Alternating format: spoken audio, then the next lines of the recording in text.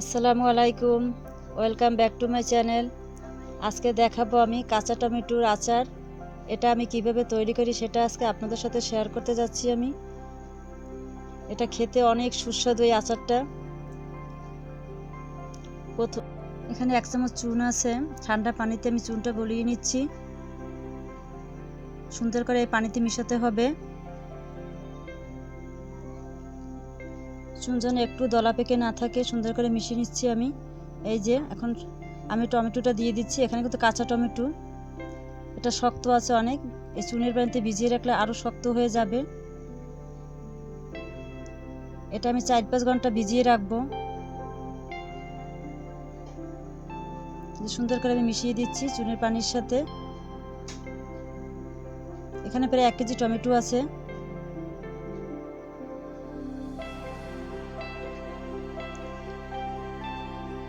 আমি 4 ঘন্টা পরে কিন্তু ফিরে আসলাম। আচারটা এখন তৈরি করব। প্রথমে আমি সরিষার তেল দিয়ে দিচ্ছি। এখানে কিন্তু সামান্য আমি তেল দিয়েছি, বেশি তেল দেব না, কারণ এটা টক ঝাল মিষ্টি হবে। মিষ্টির পরিমাণটা আমি একটু বেশি দিব। এখানে পাঁচফোড়ন আছে, প্রথমে আমি পাঁচফোড়নে ফোড়ন দিয়ে দিচ্ছি।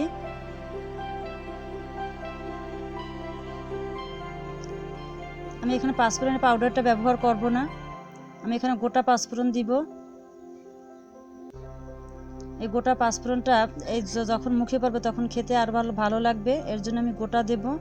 আর ঘ্রাণটা অনেকক্ষণ থাকবে।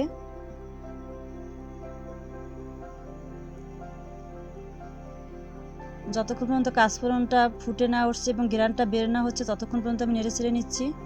এখন আমি এখানে দারচিনি আর এলাচ দিচ্ছি।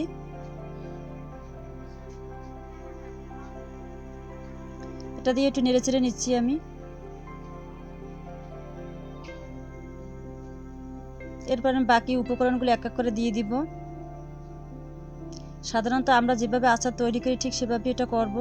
শুধু আদা রসুন আমি এখানে দিব না।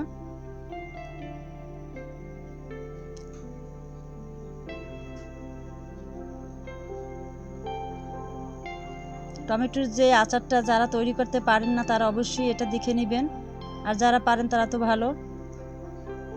এখন আমি রসুন কুচানোটা দিয়ে দিচ্ছি। এখানে পেঁয়াজ আছে, সবগুলো মিহি করে কুচি করে নিয়েছি। এটা আমি লাল করে একটু ভেজে নেব।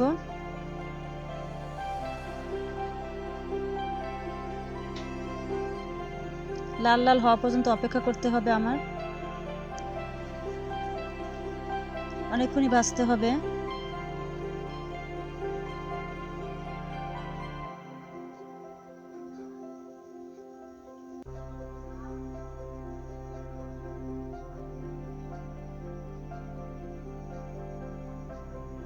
এখানে তেঁতুল আছে, এই তেঁতুলটা আমি এখন একটু গরম পানি দিয়ে একটু ম্যাশ করে নেব। তেঁতুলের কাঠ বানিয়ে নিব আর কি। এখানে পেঁয়াজটা ভাজা হইতেছে, কিন্তু হাত দিয়ে আমি এটা কাট করব।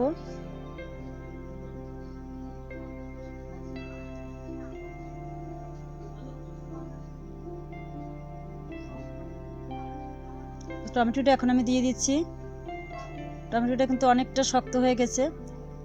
যে কোনো মোরব্বা তৈরি করতে গেলে, আচার তৈরি করতে গেলে আমরা যদি শক্ত রাখতে চাই তাহলে একটু চুনের পানিতে আমি ভিজিয়ে রাখবো 7-8 ঘন্টা। আর টমেটোটা আমি একটু নরম, এর জন্য আমি বেশিক্ষণ ভিজিয়ে রাখিনি, 4-5 ঘন্টায় আমি ভিজিয়ে রেখেছি। এখন নেড়ে চেড়ে আমি মশলাটা পুরো মিশিয়ে দিচ্ছি এখানে।